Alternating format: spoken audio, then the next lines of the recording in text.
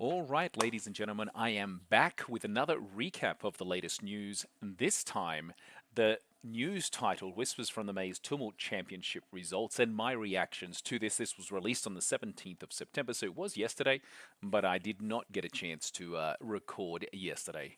Family time, right? There's always got to be some of that.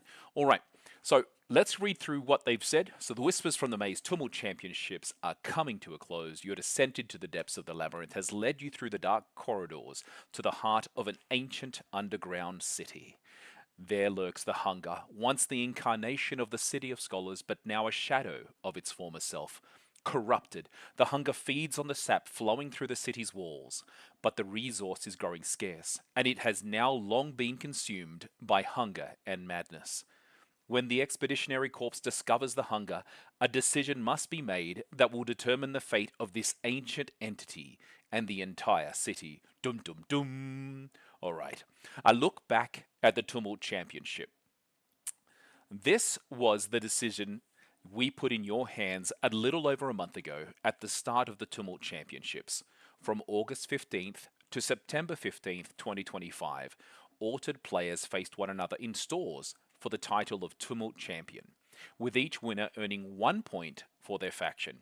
As a reminder, it's actually not even for their faction, it's for the group. As a reminder, there were two possible choices: eradicate the hunger if Yzmir, Bravos, and Axiom earned the majority of points, or appease the hunger if Ordis, Muna, and Lyra earned the majority of the points. So let's have a look at what those win rates were, and we can see here, you cannot see them all unfortunately together, but Axiom with 10.5%, Lyra with 12.2%, Muna winning 12.5%, Yzmir 19.6%, Bravos 20.5%, and Ordis 24.5%. And I did help out with that, with one of those Ordis ones there.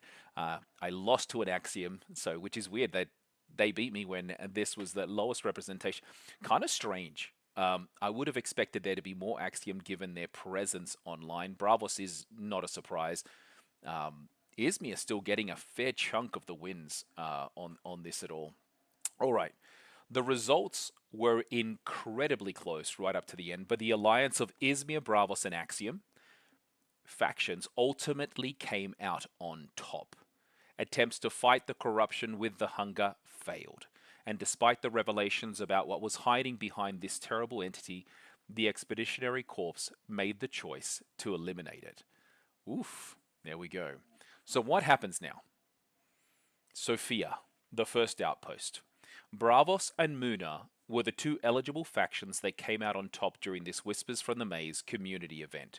I just want to go up here. If you look at it, Ordis was not able to qualify, right? Because they had already won one. Yzmir was not able to qualify because they had already won last season. In my mind, that's rubbish. I know some people are going to get upset at that, but I'm like, the winning decks regardless should get the benefit. To the winner, let the spoils go, right? And in this case, they did not get anything. But anyway, so as mentioned, during the Tumult Championship announcement, Ordis and Yzmir had already earned their rewards during the Trial by Frost Tumults, so they were not eligible this time round. Now, the reason why I'm making this big fuss is because then for the third set, no matter what you do, the two factions that have not received anything are going to get something. If they continue this path, maybe what they'll do is you can't win the last one, so therefore there's still four up for grabs. But it doesn't allow much for that chance to say, I've contributed to my faction, I've gained us a card. With the leading 20.5 win rate, which wasn't leading, Bravos had earned the common and rare versions of Sofia the First Outpost, while Muna with a 12.5 win rate has earned the rare F version. So the oof, as we like to call it, out of faction. All right, let's have a look at what they are. So these cards look pretty nice. Sofia the First Outpost in the common, 2/2. When played from anywhere, resupply. The support ability of cards in reserve can give them one more counter than their maximum. Interesting. I'm not seeing that many cards get played right now in terms of the meta that have the ticker, the clock counting, so you can have a passive ability. But maybe this will help see a little more, especially given it's so cheap. The rare, which looks gorgeous. I love the emblems in the background. Is that the moon? It looks really, really pretty. Very, very well drawn. Congratulations to Tristan Bideau for making this beautiful card. All right, resupply from when played from anywhere. The support abilities of cards in reserve can give them counters beyond their maximum, so they can go as many as they want. Interesting. I think the faction that would have really loved this is Lyra, because if they had won and they can keep cards in reserve for a long time, they've got access to it. Muna does have that, I guess, but the let's have a look at Muna. So 3/3 again, they are exactly the same as the rare counterpart for Bravos. That you have the potential here where you can keep things in reserve a little bit longer. Um, I don't know. It's I guess it's okay card. It could be used. Resupply for Muna will actually become in really handy with a chance of potentially putting another card that will anchor or re-anchor your card. So there is that benefit there when you don't have anything in reserve. But it does cost 3 if you're willing to do that. I think it may see some element of play, but not 100% sure as but it is beautiful. Like this is a great card. Went from night to day. I wonder if there's no uniques in this, so there's no chance of looking at it. But just so you know, sometimes they have made the unique version of cards that are never released. So maybe they'll put that on there. There is a few cards that have that now. You can go search out on the Equinox/Altered website, and you'll be able to see some cards that have never come out in that unique mode, the third alternative look for them. All right, let's read through what they said afterwards. As they emerge to the surface, the tension that erupted during the battle against the hunger are far from over, and the decision weighs heavily on the exalts. While a beam of light pierces the sky on the horizon, some of the contingents found Sofia, the first outpost of Asgartha, under the supervision of Bravos and Muna. The rest of the expedition corps prepares to continue their journey and face the violent currents of the tumult that separate them from this strange beacon of light. This card will be unlocked in each of its versions, common rare and rare F4, oof, on every altered account. And for me, this is probably one of the coolest things is that everyone gets access to these cards. And something that I didn't know when we did our podcast a couple of weeks ago, the alternate art cards that were created by the Musubi of 2024, so the first group of people that were selected as Musubi, is also going to be given to every player available to you in your account. So I think that's a really awesome thing that Equinox is doing. They are available in unquantified amounts on your account. As such, you can add a playset to your deck, but they cannot be sold or traded because, everyone gets them. You can, of course, print them as many times as you wish with a print-on-demand system. There you go. There's the monetization coming in play. But I think it's great. Like you can have them, you can play them. If you just play online, it's amazing for you. Um, so we read the conclusion of the story. So discover the battle that pits our heroes against the hunger, and as such, and as an epilogue to Whisper from the Maze, explore the consequences of this battle deep within the City of Scholars. And I will not actually, you know what? Yeah, I will. I'll take us through here. Forget me not. Let's read through it. The 393 AC.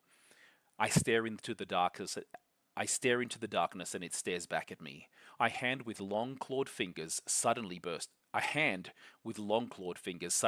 from the unfathomable black, slicing through the night, before plunging into the formless mass of sap. The thick liquid, golden as honey, runs from its palm in sluggish rivers as the entity slowly lifts it towards itself. Suddenly an eye flares in the gloom like a baleful flame. A carnivorous grin reveals itself as if the darkness itself bore fangs. A tongue snakes out of its maw and begins lapping at the amber fluid. It licks its chops, mandibles shivering with ecstasy, like those of a gluttonous god born of, catonic depths. In its eye, its eye, and its eye takes on the hue of a blood moon, suspended in the night sky. Beware. It's not often,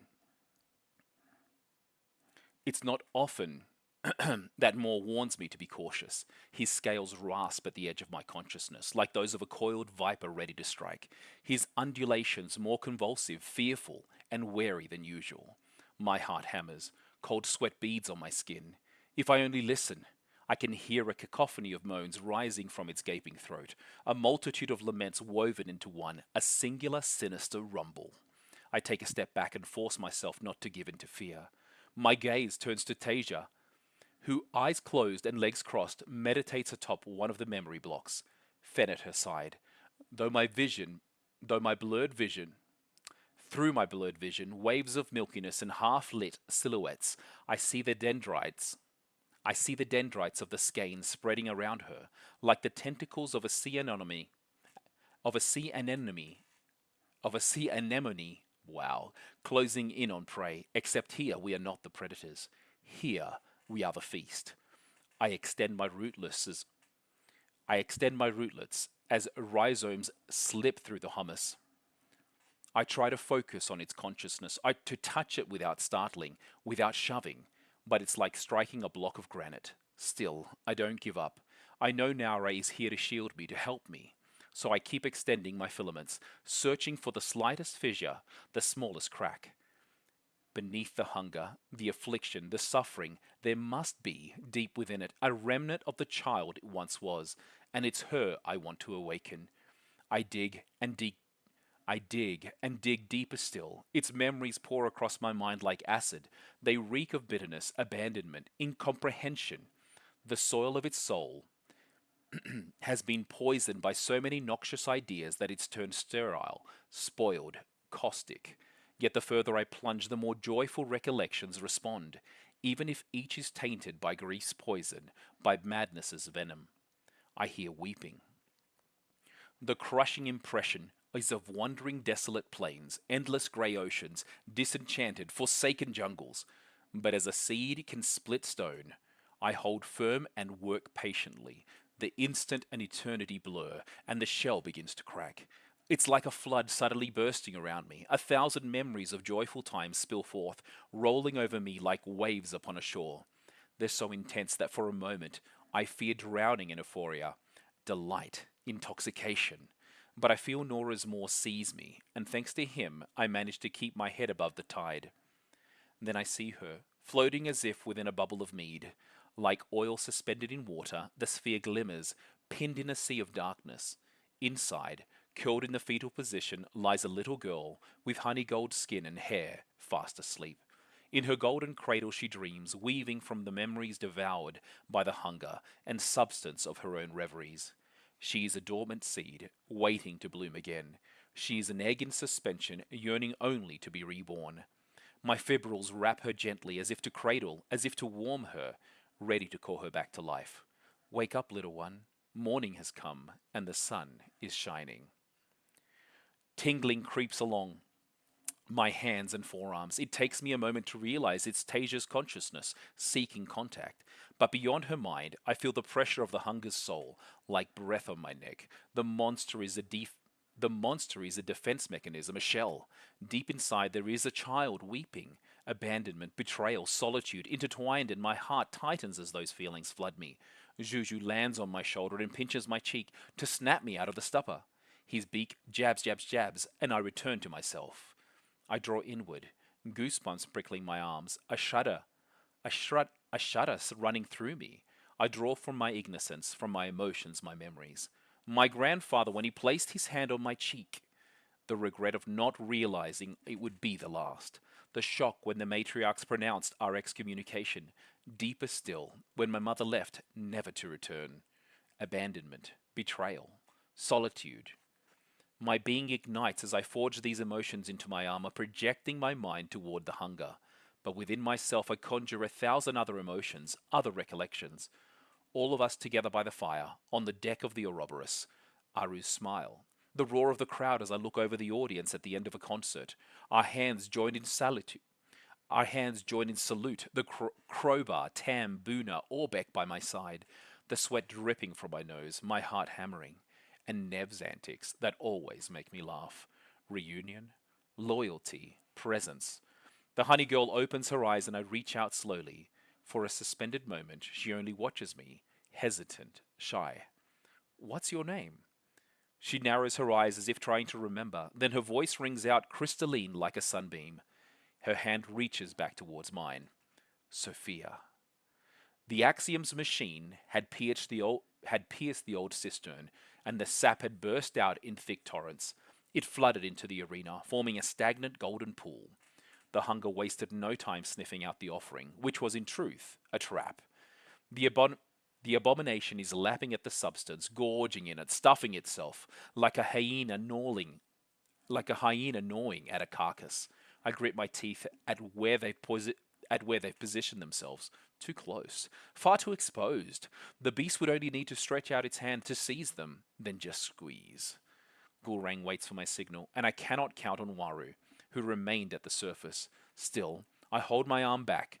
One sign from me, and hell will break loose. Akesha and Afana stand ready, the latter's gaze locked on mine.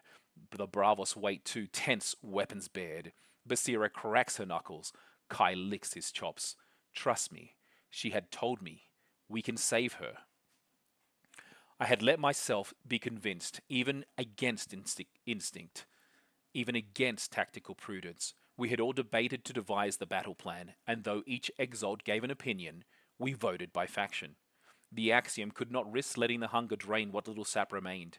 The Yzmir could not tolerate the existence of a creature that could siphon minds. And the Bravos? They were always eager for a fight. The Muna and the Lyra had argued against elimination, insisting the city could be soothed. Fen and Tasia had been the most vocal, and the others rallied behind them, out of compassion or out of sloth. In the end, the orders were left to decide. Waru had given me the responsibility to choose, even though he believed it would be a shame to lose a witness to ages past. Gulrang, meanwhile, only cared for the corpse's safety. In the end, it was decided to let Tasia and Fen try, but to be ready to act if the attempt failed. My fist, my fist clenches, but I restrain it. For her, I hold back hell, yet doubt gnaws at me. Even with our mental wall raised against the oblivion, could the hunger break through, sucking their essence like liquid through a straw? I watch as the beast's breath coils around her like serpents. Her features strain with effort. What if I'm wrong? What if he's crumbling her mind, stealing her identity brick by brick? Through the Heka, I summon the Gestalt's rhombus and press it to my memory block, as Waru did. Even from a distance, maybe this way I can ensure her safety. See if he's fragmenting her soul. My mind is a placid pond. Petals fall sometimes on its surface, sending ripples that collide and intertwine. My eyes gaze inward as much as outward. Suddenly, a wind rises, agitating the waters. The calm is broken. A black wind, herald of storm. A surge of murder. I leap before even opening my eyes, like lightning splitting the sky to strike a treetop. I aim for the eye, of course. I want to pierce its core. No half measure. The strike is meant to kill. Ember. Suddenly I feel the weight of its gaze, the merciless eyes fixed on me, and instinctively I hurl myself back, cutting the strike at the last instant. For one fraction of a heartbeat, I felt my death. Out of the corner of my eye, I see Kojo rush ahead, fists blazing with fire. He hasn't felt the danger. He hasn't sensed he's about to be snuffed out like a candle. My feet find purchase on a black block, and as new bursts of lightning crackle around me, I spring forward again, thunder crashing. The eye had turned towards Kojo, an opening I cannot waste. My Xian crackles with lightning as surge fuses to my stump, taking the form of my missing arm. Through my alter ego's awareness, for a moment I am whole again. My blade drives into the vertical pupil. Wisps of violet smoke hiss as they burst forth. Lightning pierces, strikes, lashes in rapid succession, and from the gaping wound, a dark cloud spills out, engulfing me. I shove Kojo back as hard as I can, just enough to keep the maw from snapping shut on him, from the fangs tearing into him. Something has shifted, as if a switch had been activated. The monster's stance turned from indifference to aggression. I'd felt it in my gut, that weight, that sudden sense of danger, as if it had sensed an intrusion, an abrupt invasion.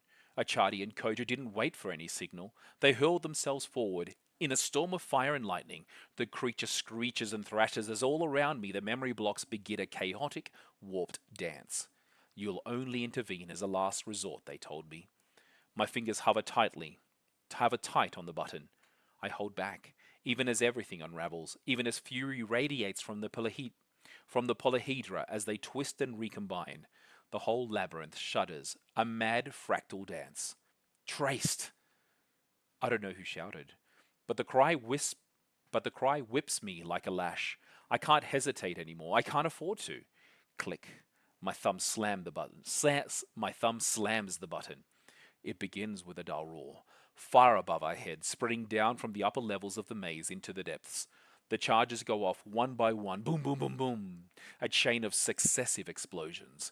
Soon soon the detonations cluster into blazing bursts, shattering the memory blocks and striking their aerolith cores.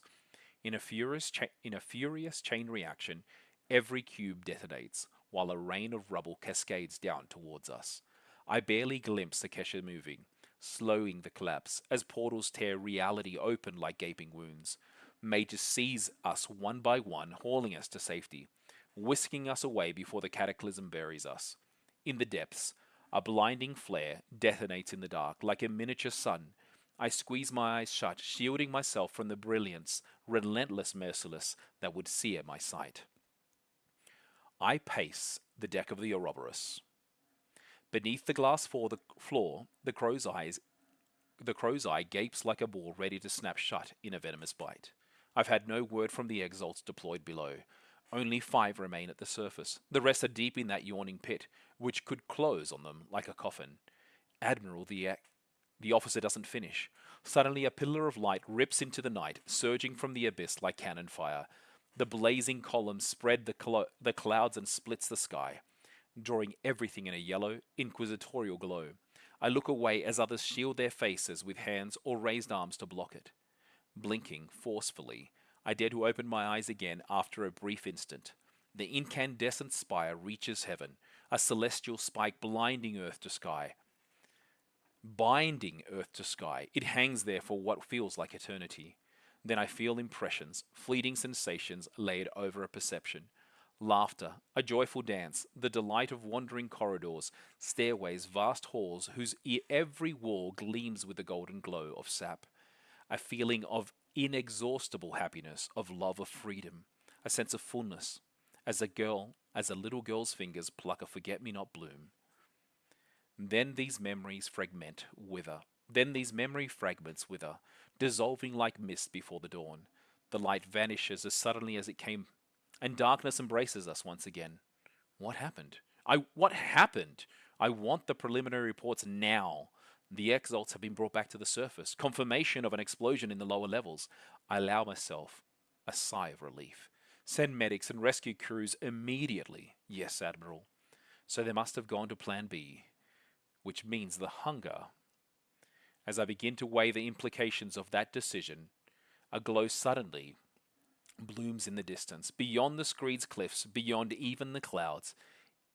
If it weren't the middle of the night, I'd think it the first light of dawn. But no, the sun won't rise for hours. Instead, it's another column of light, identical to the one that just split the sky, rising far away, piercing the heavens. I judged the distances quickly. It must be leagues from here. What?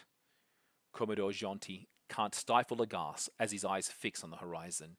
I myself stand dumbstruck, staring at the blazing spine. It looks like a signal, sent to us from who knows where. All right, so basically that is how the set for Skybound Odyssey is going to start. I made a few mistakes as I was reading the lore. I apologize, but no editing when we're doing this way. But a couple of thoughts that I had on this. I do hope that going forward there is almost an opportunity for every faction. If we're going to run tournaments, and the Tumult for us is the greatest tournament that is at a local store, that everyone has a chance to not only win some prizing but do something for their faction with a chance to get a reward for their faction. I don't like the idea, as I said, of not allowing everyone to do it. I understand from an equity perspective, you want everyone to have equal access to cards, but it defeats the purpose. Now, if they're going to separate the Tumults being a competitive scene to doing something that is more a narrative, then maybe they do that or they combine it, but you really do need to make sure that both are rewarded either as a joint activity or separate ones. Outside of that, I think the Tumult season went really well. I do feel that there was less discussion on this than maybe there was for the first set, at least locally. But one thing I do want to see is what ended up happening to the hunger. Will the card itself, since they've eradicated it and basically eliminated the hunger, Will the card become errated? Will the card become invalid for use? No idea. Let me know what your thoughts are, and hopefully this has been a bit of fun for you as it has been for me. Hasta luego.